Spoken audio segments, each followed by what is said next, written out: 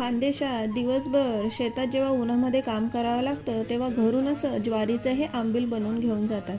तर हे आंबील बनवण्याच्या प्रत्येकाच्या वेगवेगळ्या पद्धती आहेत. तर मी ही पद्धत दाखवते. 2 चमचे ज्वारीचं पीठ घ्यायचं, ते छान असं मोडून घ्यायचं, त्याच्यानंतर गरम पाणी ठेवायचं, त्याच्यात हे पीठ छान असं हलवत हलवत शिजवून घ्यायचं आहे. मग थंड होऊ द्यायचं आणि नंतर हे मातीच्या भांड्यामध्ये टाकून आपल्याला रात्रभर ठेवायचं आहे किंवा 5-6 तासही ठेवू शकतात. 5-6 तासानंतर बघा पीठ असं झालं आहे. तर आता दही घ्यायचं, दह्याचं आपल्याला ताक बनवायचं आहे. छान असं घुसळून घ्यायचं, ताक बनवायचं. त्याच्यामध्ये आपल्याला जे हे ज्वारीचं पीठ आहे ते आपल्याला मिक्स करायचं आहे.